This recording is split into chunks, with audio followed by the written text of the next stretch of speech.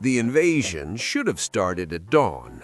The sky was full of teeth, the oceans were full of tentacles, and the Departamento Monitorum had already prepared 3 inspirational speeches and 1 extremely small coffin for the morale officer. But the Hive Tyrant called a timeout. It clicked its scythe arms together like cutlery and broadcast 1 clear thought into every mind on the planet. Whoever keeps glazing the prey in Prometheum, stop. It's ruining the mouthfeel. This is the record of how an Imperial world survived, because the galaxy's most efficient predator developed a refined palate and, worse, opinions. At 0412 local, picket ships reported a high fleet. At 0413, the picket ships became a cautionary diagram. At 0420, the Planetary Defense Force declared full readiness, which is a heroic phrase meaning everyone is shouting and the boots are missing. At 0422, Scribe Felix Quill opened Incident Folder 998 Food-Critic and requested permission to panic. Permission to panic was denied on the grounds that Form 40K, Request for Controlled Alarm, lacked a supervisor's stamp. Supervisor Vault was, at the time, running down a corridor in his underwear with 2 devotional candles and a lasgun he did not understand. Felix noted stamp pending and felt strangely comforted. The galaxy could end, but the paperwork would still want a signature. The first truly unusual sign wasn't the Hive fleet. Tyranids arrived the way taxes arrive, sudden, merciless, and with the nagging suspicion someone knew. The first unusual sign was the review. At 0427, Astropath Relay 9 received a psychic transmission that did not contain coordinates, threats, or the usual tidal wave of alien hunger that makes grown adults whimper about their childhood. It contained stars, 5 of them, floating in the mind like a rating system made of nausea. Then words formed in crisp low Gothic. Gathalamor Minor, promising aroma, but the air tastes of sanctified lint. Service, aggressive. Atmosphere, loud. Will update. Felix checked the filing cabinets. There were folders for Xenos Incursion Mild, and Xenos Incursion Spiteful. There was nothing for Xenos Culinary Feedback, so Felix made one. The Imperium is held together by courage, prayer, and people quietly inventing new categories. Marshal Venn of the Adeptus Arbites arrived next, with the posture of a man who believed the universe could be arrested if you used the right ink. "I'm here for the rogue broadcaster," Venn said, placing his helmet on Felix's desk like a threat. Felix pointed at the window. The horizon was sprouting spines. "Yes," Venn said, "and the law remains." Engineer Poxa of the Mechanicus followed, trailing incense and servo skulls. "Anomalous sensory data detected," Poxa intoned. "The Xenos have developed preference." "Preference isn't a crime," Venn said. "In my experience, it's always the beginning of one." The ecclesiarchy sent Deacon Harrow, who smelled faintly of wax and suspicion. "This is a test," he announced, which is what priests say when they don't know what else to do and wanted to sound intentional. At 0441, the planet received the second transmission. A Hive Tyrant appeared in the shared mental space, massive, crowned with bone, eyes full of hunger. And around its neck was a napkin. "Your defenders have been marinating themselves in Prometheum. This is unacceptable. Prometheum is for laps, not for lunch." Augurs confirmed the impossible. The Hive fleet had slowed, not from fear, from disgust. Venn spoke to the empty air with courtroom confidence. "Your opinion is not requested." The stars wobbled. "Request noted, ignored. Also, your uniform has a metallic aftertaste. Harrow made the sign of the Aquila. Poxa recorded metallic aftertaste like it was scripture. Felix wondered how many forms existed for being insulted by an alien tongue. Then the ground assault began. Spore pods fell, gargoyles screamed overhead, termagants surged. And then every Tyranid on the battlefield froze mid-stride, as if the universe had paused to sneeze. A thought rolled through the trenches. Hold, I smell industrial accelerant. Who is cooking? On the front line, Captain Laura Nix saw the flamers working and realized she was about to lose a planet to seasoning. "Stop flaming," she yelled. "You're offending the bug." Someone shouted, "Ma'am?" "Just do it." The flamers' streams died. The air went dark and suddenly less marinated. The Tyranids, satisfied, did not retreat. They simply flowed sideways, avoiding the refinery district, and began drifting toward the agridomes instead. Felix watched the map and felt the grim clarity of doom rearranging itself. A new update arrived in everyone's minds.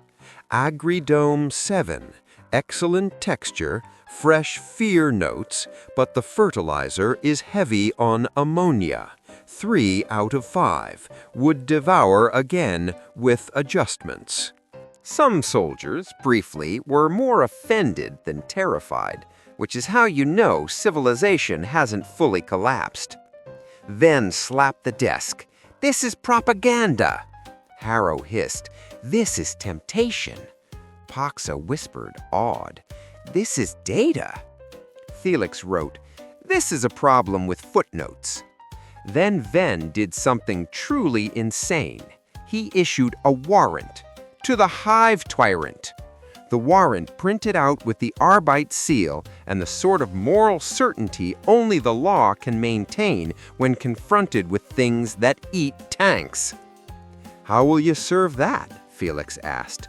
"With authority," Venn said, and placed it in a protective tube, because if the galaxy ends, at least the paper won't crease.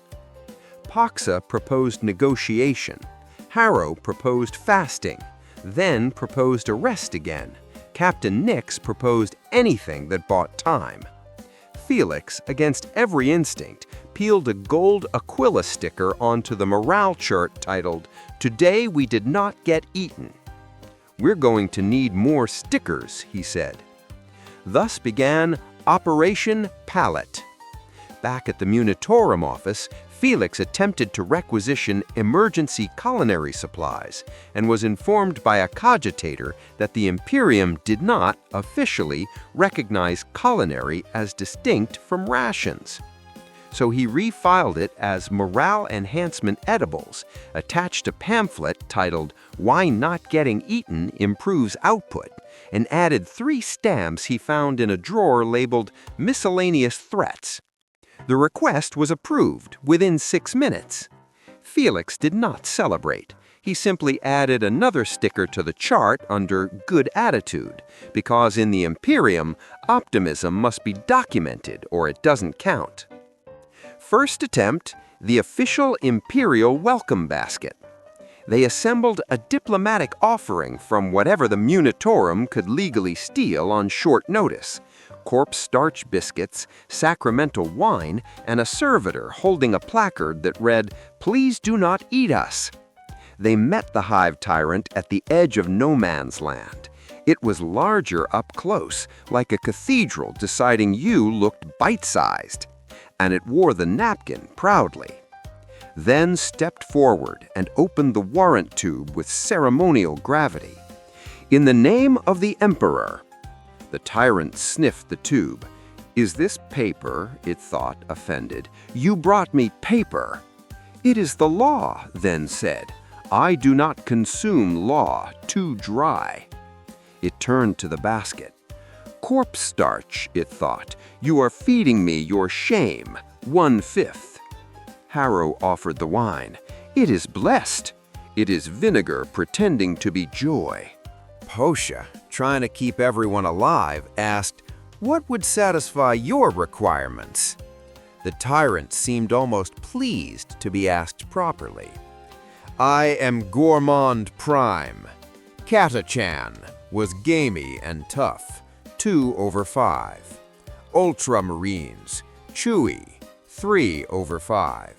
Orcs, inconsistent but delightful crunch." Felix had the sudden sick understanding that this creature had been doing this for a while. "And you," it continued, "are under-seasoned." Captain Nix whispered over Vox, "That thing is a food critic." Gourmand Prime broadcast the terms like a restaurant reservation. "A proper tasting course, no promethium. Do this and I postpone consumption. Fail, and I leave a review so bad your descendants will taste it." Felix learned two things in that moment. 1, Tyranids could threaten you with future embarrassment. 2, that was somehow worse than dying. Felix wrote that down very carefully. Being eaten was one thing. Being eaten with bad feedback was unthinkable. He put another sticker on "Avoid being biomass," then hesitated and for the first time used the last category on the chart, "Please stop posting." No one had ever used that sticker before. It felt cursed. Second attempt, the tasting table. They laid out whatever counted as fine dining in a siege. Roasted grok strips, a starch puree with one mysterious leaf, a broth Harrow swore was holy, and a shimmering paste Posha called umami, with a reverence usually reserved for machine spirits. Gourmand Prime approached with the patience of a diner who knows the chef is afraid. It tasted the groks, acceptable, but the fear is stale. Nix swallowed. "Do not manufacture fear," the tyrant snapped. "It tastes artificial, like recaf sweetener." It tasted Harrow's broth and recoiled. "It tastes like guilt," it thought, "and melted candles." Harrow looked personally wounded by the concept of taste. Then it tasted Posha's paste and paused. Notes of cogitation." Posha brightened. "It is derived from blessed do not explain. Explaining ruins flavor." After a long, terrifying chew, Gourmand Prime broadcast its verdict. "I postpone for 6 hours. I require a main course, something that speaks of this planet, its soil, its history, its paperwork." Felix blinked. Paperwork? The tyrant's napkin fluttered with finality. "Yes, your bureaucracy has texture." 6 hours. The planet had been granted a deadline by an alien gourmet, which is the sort of sentence that makes a man question whether reality is a prank. They began planning the main course. Those 6 hours became a frantic scramble of soldiers learning the difference between tactical fire and tactical seasoning. Every time a flamer so much as coughed, the stars in people's minds jittered and an annoyed psychic "Really?" echoed across the trenches. At one point, a well-meaning quartermaster suggested serving the tyrant promethium reduction because he'd heard reductions were fancy. Captain Nix nearly reduced the quartermaster herself. Then came the complication nobody ordered. At 0612, a gene stealer cult revealed itself, not with bombs or sermons, with pop-up restaurants. They unfurled banners, high fresh eats, an authentic biomass experience. They offered fear flights and tiny cups. They chanted "Ascend" into the stew like it was a spice. Felix stared at the retort. "They're competing." Nix swore. "They're trying to impress it." Ven's eyes gleamed. Unauthorized food service, finally a crime I understand. Harrow muttered, heretics always ruin the market. Gourmand Prime sampled the cult's cuisine and posted almost immediately. Local cult, enthusiastic, plating chaotic, chef screamed into the soup, 2/5, potential. The cultists cheered anyway, because cultists are immune to dignity. Felix realized the real danger. If the tyrant found a meal it loved, the postponement would end. It would come to dinner, and dinner would be everyone. So Felix reached for the Imperium's oldest weapon, regulation. He opened the permit ledger. There was a permit for landing craft, for devotional parades, for approved chanting decibel limit. And there, tucked between temporary market stall and blessed sausage cart, was the category temporary food distribution. Felix looked up at Van. Do you have spare violation stamps? Van smiled the way a shark smiles at a paperwork factory. Scribe, I have a bag. They marched into the cult district like a storm made of authority. Permit? Van barked at the first grill. We serve the permit, Van repeated. Felix flipped pages. Form 12B, hygiene blessing, fire safety waiver, approved chanting decibel limit. Harrow swung his sensor. Not that kind of blessing. Paxa scanned a pot. Unlicensed spores, also too much basil. Within an hour, the cult's entire restaurant scene collapsed beneath fines, closures, and the crushing weight of proper form submission. One cultist tried to argue that the coming of the Star Children overruled local ordinances, then responded by producing a pamphlet titled "Star Children Are Not an Exemption" and stamping it mid-sentence. The wind carried several loose forms into no man's land. A termagant stepped on one, hesitated, and then carefully did not step on it again. Even the swarm, it seemed, respected paperwork when it looked official enough. In the distance, Gourmand Prime watched. A grudging thought rolled across the battlefield. Impressive. Your bureaucracy is al dente. Felix nearly cried. But the napkined monster added sweetly, main course, 2 hours. They needed something that tasted like the planet. Something without promethium, something with paperwork. Felix found the answer in a shipping manifest, the grain silos holding the Emperor's tithe. Billions of kilos of processed grain, stamped, sealed, counted, and recounted, the most imperial thing on the planet that was also technically edible. You wanted to feed it the tithe? Harrow gasped. It's not theft, Felix said quickly. It's emergency morale redistribution. Then looked ill. That is a crime. Felix pointed at the sky. So is eating us. Paxa, helpful as ever, offered to enhance the flavor profile with Mechanicus paste. Harrow insisted on sanctified salt.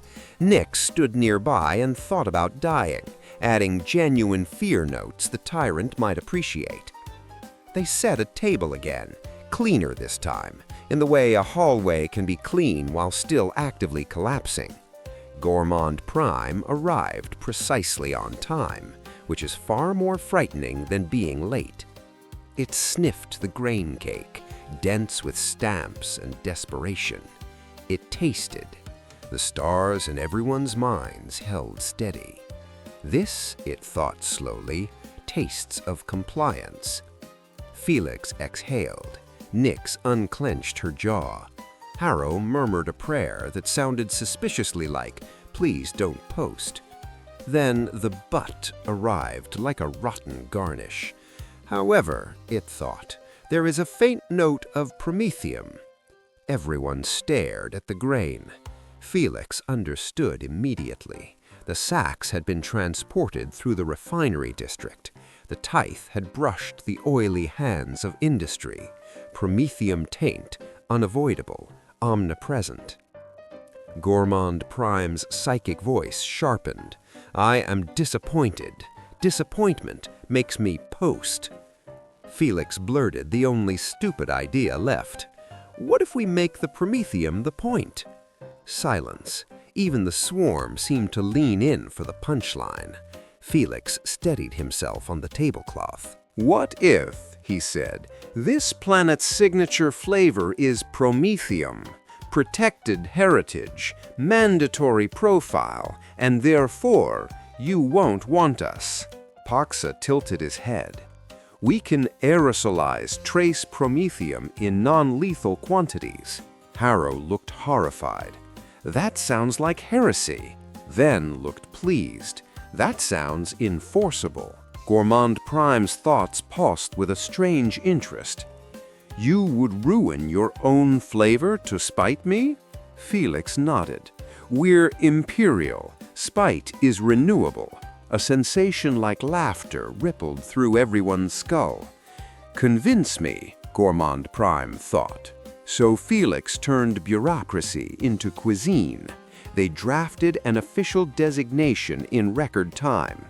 Imperial Decree 998, Gathalamor Minor Promethium Terroir and Cultural Marinade Preservation Act.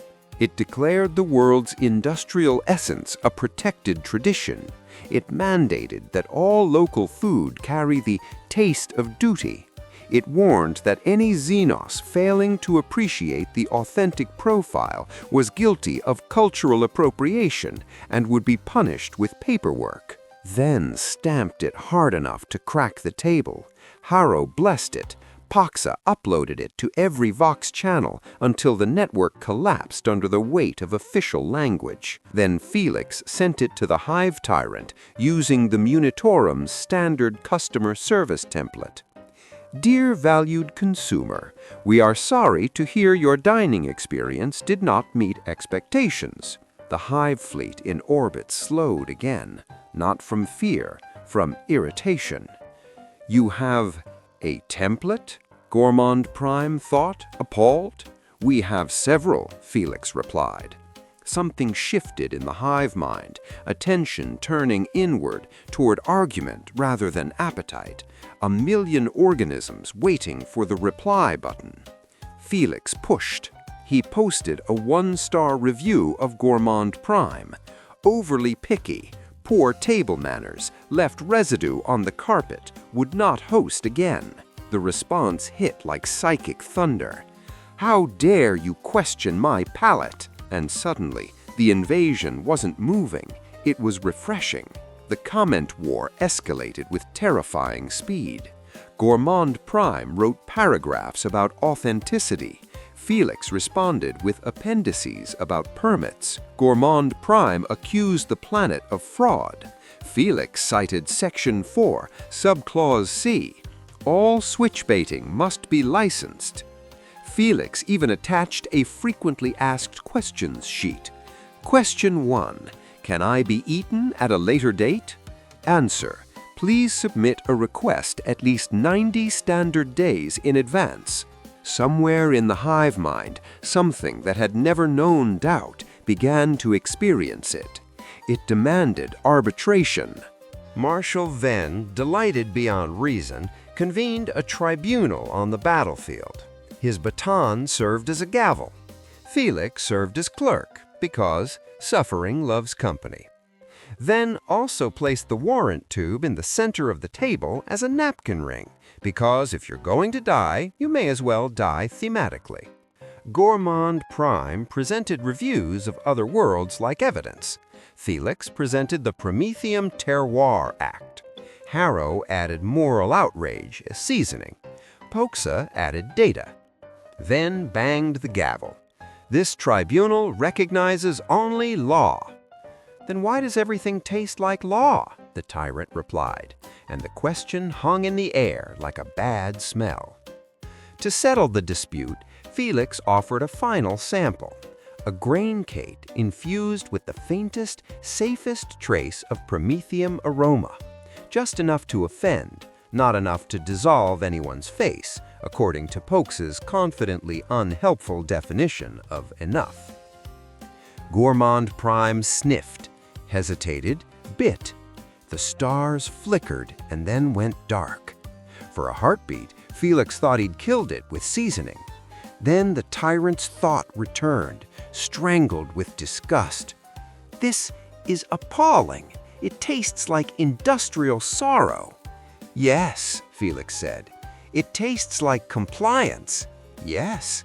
And Gourmand Prime whispered, as if naming a curse, "It tastes like customer service." Felix smiled. "Exactly." Gourmand Prime stared at the dish as if it had insulted its ancestors, then broadcast its final rating. Gathalamor Minor, 0/5. Tastes like paperwork and fuel. Would rather eat a complaint form. Marshal Venn looked faintly proud. Harrow looked offended on behalf of the Emperor. Poxa looked inspired. Captain Nix looked like she might live. Then the Hive fleet turned away, not in fear, in disgust. The greatest predator in the galaxy left to find a tastier planet, muttering psychically about reporting this experience to management. The sky slowly became less full of teeth. As the fleet withdrew, a single stray gaunt skittered close, sniffed the tribunal table, and, true to the review, took a tentative bite out of Form 40K. It spat the paperback out immediately. Even Tyranids have limits. Felix returned to his desk, peeled a final gold Aquila sticker onto "Today we did not get eaten," and wrote beneath it, "Subject to future reviews." Supervisor Vault finally stumbled in, fully dressed this time, and stamped Form 40K with shaking hands. Permission to panic, retroactive, was granted. After-action notes. Marshal Venn filed the warrant as served, on the grounds that it had been sniffed, which he argued constituted acknowledgement. Deacon Harrow declared the event a miracle, chiefly because it proved the Emperor's will could manifest as a bad aftertaste. Engineer Poxa drafted plans for a flavor scrambler to install on all Imperial worlds. Funding was denied because it was categorized as comfort, which is not a strategic resource. End of recording. Case filed under Xenos hostilities resolved via hospitality, unwise. Lesson learned. Even cosmic horror can be stalled by a strong policy, a worse sauce, and enough stickers to document the miracle.